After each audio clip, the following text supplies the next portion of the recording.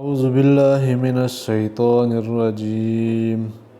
بسم اللہ الرحمن الرحیم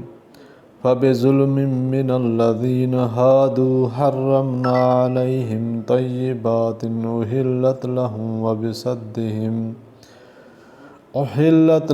وبصدهم عن سبیل اللہ کثیرا۔ اللہ تعالیٰ نے اس سے پہلے آیات میں فرمایا تھا کہ جتنے فرقے ہیں اہل کتاب کے سو عیسیٰ علیہ السلام پر یقین لائیں گے اس کی موت سے پہلے، اور قیامت کے دن ہوگا ان پر گواہ۔ تو ان آیات میں اللہ تعالیٰ نے فرمایا کہ فَبِظُلْمٍ مِّنَ الَّذِينَ، سو یہود کے گناہوں کی وجہ سے، سو یہود کے گناہوں کی وجہ سے، حرمنا علیہم طیبات، ہم نے حرام کی ان پر بہت سی پاک چیزیں، احلت لہم، جو ان پر حلال تھی، وبصدہم عن سبیل اللہ کثیرا، اور اس وجہ سے کہ روکتے تھے اللہ کے راستے سے بہت۔ یہود جو ہیں وہ اللہ کے راستے سے لوگوں کو بہت روکتے تھے۔ گزشتہ آیات میں یہود کی شرارتوں کا اور ان شرارتوں کی وجہ سے ان کی سزا کا ذکر تھا۔ ان آیات میں بھی ان کی کچھ اور قباحتوں کا بیان ہے، اور سزا کی ایک اور نعمت کا بھی ذکر ہے، وہ یہ کہ قیامت میں تو انہیں عذاب ہوگا ہی، اس دنیا میں بھی ان کی گمراہی کا یہ نتیجہ ہوا کہ بہت سی پاکیزہ چیزیں جو پہلے سے حلال تھی بطور سزا کے ان پر حرام کر دی گئی تھی۔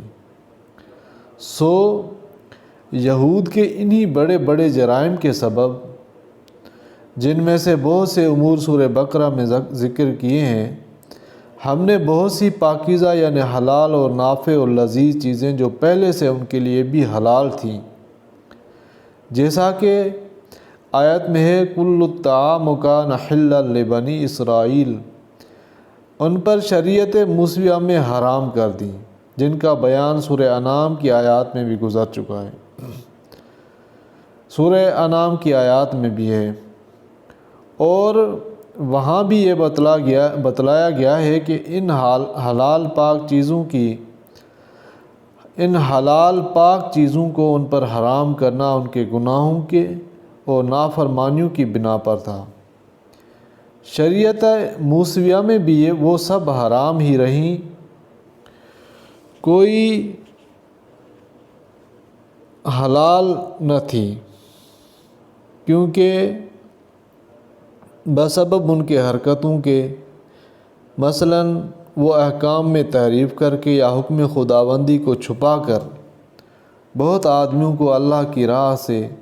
یعنی دین حق کے قبول کرنے سے مانع بن جاتے تھے، کیونکہ ان کی اس کارروائی سے عوام کو خواہ مخواہ التباس ہو جاتا تھا۔ گو طلب صادق سے وہ التباس دور ہو جانا ممکن تھا، اور بسبب اس کے کہ وہ سود لیا کرتے تھے، حالانکہ ان کو توریت میں اس سے ممانعت کی گئی تھی، اور بسبب اس کے کہ وہ لوگوں کے مال ناحق طریقہ یعنی غیر مشروع ذریعے سے کھا جاتے تھے۔ بس اس طریق حق میں رکاوٹ بننے، سود لینے اور ناجائز طریقوں سے دوسروں کا مال کھا جانے کی وجہ سے اس شریعت کی بقا تک تخفیف نہ ہوئی۔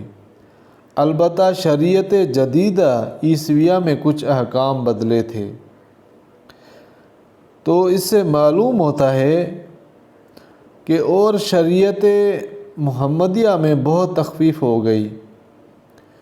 تو ثابت ہوتا ہے تو یہ تو دنیوی سزا تھی، اور آخرت میں ہم نے ان کو لوگوں کے لیے جو ان میں سے کافر ہیں دردناک سزا کا سامان کر رکھا ہے۔ البتہ جو موافق قاعدہ شرعیہ کے ایمان لے آئے، اس کی پچھلی جو بھی جنایتیں ہیں سب معاف ہو جائیں گی۔ شریعت محمدیہ میں بھی بعض چیزیں حرام ہیں، لیکن وہ کسی جسمانی یا روحانی ضرر کی وجہ سے حرام کر دی گئیں، بخلاف یہود کے کہ ان پر جو طیبات حرام کر دی گئی تھی